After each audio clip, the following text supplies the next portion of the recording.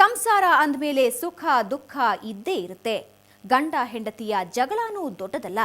ಆದರೆ ದಾಂಪತ್ಯದಲ್ಲಿ ಅನುಮಾನದ ಗಾಳಿ ಬೀಸಬಾರ್ದು. ಜಯಂತಿಗೆ ಯಾವತ್ತೋ ನವೀನನ ಬಗ್ಗೆ ಅನುಮಾನ ಬಂದ್ಬಿಟ್ಟಿತ್ತು. ಆದರೆ ಆಕೆ ಅದನ್ನ ಯಾರ ಮುಂದೆನೂ ಹೇಳಿರಲಿಲ್ಲ. ಆದರೆ ಯಾವಾಗ ಅನುಮಾನ ಬರೀ ಅನುಮಾನ ಅಲ್ಲ, ಅಲ್ಲಿ ಸತ್ಯ ಇರೋದೇ ನಿಜ ಅಂತಾದಾಗ ಜಯಂತಿ ಸಿಡಿದೆದ್ಲು. ಈ ಜಯಂತಿ ಮತ್ತು ನವೀನ್ ಮದುವೆ ಆಗಿದ್ದು 2006ರಲ್ಲಿ. ಆಗ ಜಿಂಕೆ ಮರಿ ತರ ಮದುವೆ ಮನೆಯಲ್ಲೆಲ್ಲ ಓಡಾಡ್ಕೊಂಡಿದ್ದ ಹುಡುಗಿ ಈಗ ಆ ಸಂಸಾರವನ್ನೇ ಒಡೆದು ಬಿಟ್ಲು.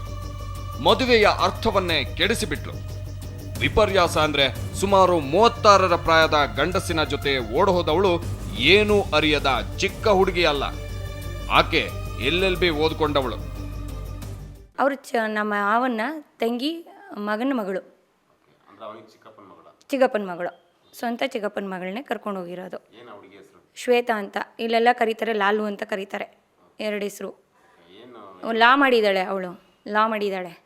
ಅಂದರೆ ಇವರು ವೈರಿಂಗ್ ಏನೋ ಕೆಲಸ ಅಂದರೆ JOC ಮಾಡಿದರು, ಡಿಪ್ಲೊಮೊ ಇನ್ JOC ಮಾಡಿದರು. ಈಗ ಹೊರಟೋಗಿದ್ದಾರೆ. ಹೋದವಳು ಹೋಗ್ಬಿಟ್ಲು. ಇಷ್ಟು ವರ್ಷ ಕಷ್ಟ ಬಿದ್ದು ಮಗಳನ್ನ ಬೆಳೆಸಿದ ಹೆತ್ತವರ ಪಾಡೇನಾಗಬೇಕು, ಅದಿನ್ನೆಷ್ಟು ಕಷ್ಟಪಟ್ಟಿರಬೇಕು. ಮಗಳು ಕಾಣ್ತಿಲ್ಲ ಅಂತ ಕಂಪ್ಲೇಂಟ್ ಕೊಟ್ಟವರು ಅವರ ವಿಷಯ ಗೊತ್ತಾದ ಮೇಲೆ ಮೌನವಾಗಿ ಹೋದ್ರಂತೆ. ಕೊಟ್ಟಿದ್ವಿ, ಆಮೇಲೆ ನಾವು ಸುಮ್ಮನೆ ಇನ್ನು ಇವರಿಗೆಲ್ಲ ಬಂದು ಅವ್ರನ್ನ ಕರ್ಕೊಂಡು ತಿರ್ಗಿ ಅವ್ರನ್ನ ಮನೆ ಸೇರಿಸ್ಕೊಂಡು ಇದು ಮಾಡೋಲ್ಲ ಆಗ್ತಾ ಇಲ್ಲ ಅಂದ್ಬಿಟ್ಟು. ಯಾಕಂದರೆ ನಾವು ಅವಳೇನು ಪ್ರೈಮರಿ ಸ್ಕೂಲ್ ಇವಳಲ್ಲ, ಡಬಲ್ ಗ್ರ್ಯಾಜುಯೇಟು. ಡಬಲ್ ಗ್ರ್ಯಾಜುಯೇಟು ಅವಳು ಹಿಂಗೆ ಹೋಗಿದ್ದಾಳೆ ಅಂದಾಗ ನಮಗೂ ಬೇಜಾರಾಯಿತು. ನನ್ನ ಮಗಳು ಹೋಗಿದೆ, ಅದೇ ಚಿಂತೆ ನಮಗಷ್ಟೇ. ಇನ್ನು ಬೇರೆ ಬಗ್ಗೆ ನನ್ನ ಚಿಂತೆ ಏನಿಲ್ಲ. ಪಾಪ ಇವರ ಕಷ್ಟ ಇವರಿಗೆ. ಬೆಳೆದು ನಿಂತ ಮಗಳನ್ನ ಒಳ್ಳೆ ಕಡೆ ಮದುವೆ ಮಾಡಿ ಕಳಿಸ್ಬೇಕು ಅಂತ ಆಸೆ ಯಾವ ತಂದೆ ತಾಯಿಗಿರಲ್ಲ ಹೇಳಿ. ಈಗ ಈ ಮನೆ ಹುಡುಗಿ ಸಂಸಾರ ಮಾಡೋದಕ್ಕೆ ಲಾಯಕ್ಕಿಲ್ಲದವನ ಜೊತೆ ಓಡ್ ಹೋಗಿದ್ದಾಳೆ. ವಿಪರ್ಯಾಸ ಅಂದ್ರೆ ಶ್ವೇತಾ ಮತ್ತು ನವೀನ್ ಸ್ನೇಹ ಇವತ್ತು ನಿನ್ನೆಯದಲ್ಲ, ವರ್ಷಾನ್ಗಟ್ಲೆ ಹಳೇದು. ಅವ್ರ ತಂಗಿ ಜಾಸ್ತಿ ಫೋನ್ ಮಾಡ್ತಿದ್ಲು, ಅವ್ರ ಚಿಕ್ಕಪ್ಪನ ಮಗಳು. ಯಾವಾಗೂ ಮಿಸ್ ಕಾಲ್ ಕೊಡ್ತಿದ್ಲು. ಆದರೆ ಆಗ್ತಾ ಇರಲಿಲ್ಲ. ಏನು ಅಂತಂದರೆ ತಂಗಿ ಅನ್ನೋರು. ನಂಗೆ ಅನುಮಾನ ಬರ್ತಿತ್ತು. ತಂಗಿ ಅಂತಿದ್ರು, ಯಾರ ಹತ್ರನೂ ಹೇಳ್ಕೊಳಕ್ಕಾಗ್ತಾ ಇರಲಿಲ್ಲ. ತಂಗಿ ಅಂತ ಹೆಂಗೆ ಹೇಳೋಕ್ಕಾಗುತ್ತೆ, ಇವಳು ತಂಗಿ ಮೇಲೆ ಅನುಮಾನ ಕಟ್ತಾಳೆ, ಹಂಗೆ ಹಿಂಗೆ ಅಂತಾರಲ್ಲ. ಹಂಗಾಗಿ ನಾನು ಯಾರ ಹತ್ರನೂ ಹೇಳ್ಕೊತಾ ಇರಲಿಲ್ಲ. ತಂಗಿ ಅಂತ ಅನುಮಾನ ಪಡೋಂಗೂ ಇರಲಿಲ್ಲ ನಾನು. ಈ ಕಡೆ ಹೇಳೋಂಗೂ ಇರಲಿಲ್ಲ ಯಾರಿಗೂ. ಆ ಥರ ಸಿಚುವೇಶನ್ ನನಗಿದ್ದಿದ್ದು. ಆಮೇಲೆ ಯಾರ ಹತ್ರನೂ ನಾನು ಹೇಳ್ಕೊಳಕ್ಕೂ ಆಗ್ತಾ ಇರಲಿಲ್ಲ. ಆಮೇಲೆ ಏನಾರು ಕೇಳೋಕೆ ಹೋದರೆ ತಂಗಿಗೆ ಅನುಮಾನ ಕಟ್ತೀಯಾ ಅಂತ ಇವರೇ ನಾನು ಹೊಡಿತಾ ಇದ್ರು. ತಂಗಿ ಬಗ್ಗೆ ಕೆಟ್ಟದಾಗಂದ್ರೆ ಯಾರು ತಾನೇ ನಂಬುತ್ತಾರೆ. ಅತ್ತೆ ಮನೆಯಲ್ಲಿ ಅವಲಕ್ಷಣ ಅನ್ಸ್ಕೋಬೇಕಾಗುತ್ತೆ ಅಂತ ಜಯಂತಿ ಮಾತಾಡ್ಲಿಲ್ಲ. ಆದ್ರೆ ನವೀನನ ಮನೆಯವರಿಗೆ ಮಗನ ಬಗ್ಗೆ ಅನುಮಾನ ಬಂದಿತ್ತು. ಒಮ್ಮೆ ಅವರು ರೆಡ್ ಹ್ಯಾಂಡ್ ಆಗಿ ಹಿಡಿದು ಬಿಟ್ಟಿದ್ರಂತೆ. ಒಂದ್ಸಾರಿ ಅವ್ರ ತಾಯಿ ತಂಗಿಗೆ ರೆಡ್ ಹ್ಯಾಂಡ್ ಆಗಿ ಅವ್ರ ಮನೆ ಒಳಗೆ ಸಿಗಾಕೊಂಡ್ಬಿಟ್ರು. ಯಾರು ಇವರೇನೋ ಮನೆಗೆ ಮಲಗಿದ್ರಂತೆ, ರೆಡ್ ಹ್ಯಾಂಡ್ ಆಗಿ ಸಿಗಾಕೊಂಡ್ರು. ಶ್ವೇತಾ ನವೀನ ಇಬ್ಬರು. ಅವರು ಅವ್ರ ತಾಯಿನೂ ಮಗಳೂ ಇಬ್ಬರು ಸೇರಿಕೊಂಡು ಹೊಡೆದ್ರು. ನವೀನ ತಾಯಿ ಮಗಳು ಹೊಡೆದು ಗಲಾಟೆ ಮಾಡಿದ್ದು. ಅವಾಗಿಂದ ಸ್ವಲ್ಪ ಅನುಮಾನ ಎಲ್ಲರಿಗೂ ಬಂತು. ಅಷ್ಟಾದ್ಮೇಲೆ ಅವರು ಸೊಸೆಗೆ ಗಂಡನನ್ನ ಹದ್ದು ಬಸ್ತಿನಲ್ಲಿಟ್ಕೋ, ಶ್ವೇತಾ ಮನೆಗೆ ಹೋಗೋದಕ್ಕೆ ಬಿಡಬೇಡ ಅಂದಿದ್ದಾರೆ. ಆಗ್ಲೇ ಜಯಂತಿ ಜಾಸೂಸಿ ಶುರು ಮಾಡಿದ್ದು. ನವೀನನ ಮೊಬೈಲ್ ಕಾಲ್ ಲಿಸ್ಟ್ ತೆಗೆಸಿದಾಗ ಅವನು ಶ್ವೇತಾ ಜೊತೆ ಅದೆಷ್ಟು ಕ್ಲೋಸ್ ಅನ್ನೋದು ಅರ್ಥವಾಗೋಯ್ತು. ಸರಿ, ನನಗೆ ಮೆಸೇಜಸಲ್ಲಿ ಒಂಥರ ಬೇರೆ ಥರ ಮೆಸೇಜಸ್ ಇತ್ತು.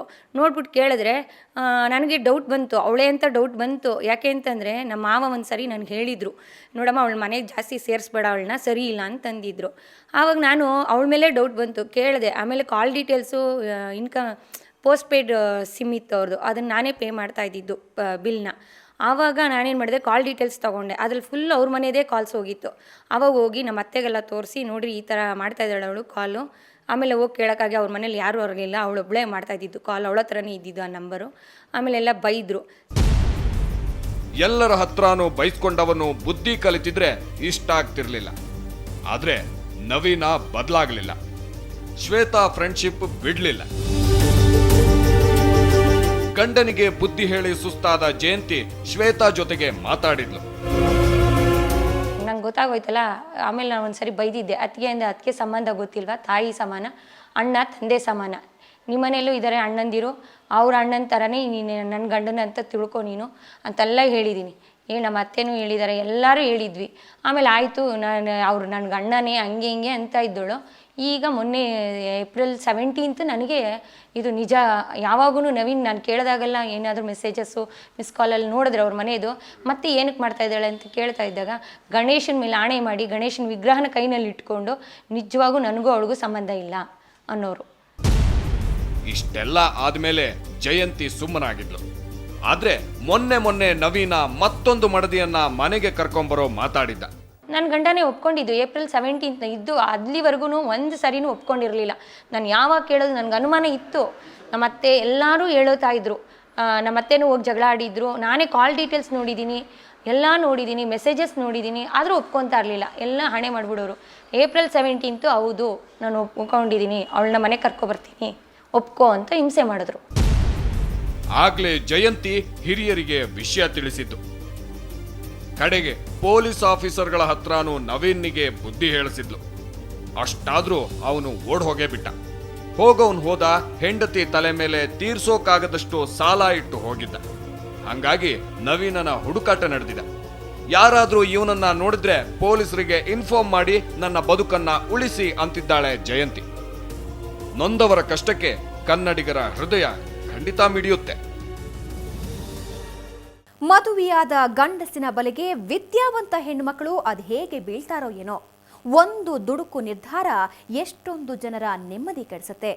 ಈಗ ಆ ಮನುಷ್ಯ ಅದೆಲ್ಲಿದ್ರೂ ಬಂದು ಹೆಂಡತಿಗೆ ಉತ್ತರ ಹೇಳಿ ಅಂತ ಹೇಳ್ತಾ ಇವತ್ತಿನ ಎಪಿಸೋಡ್ನ ಮುಗಿಸ್ತಾ ಇದ್ದೀವಿ. Good bye.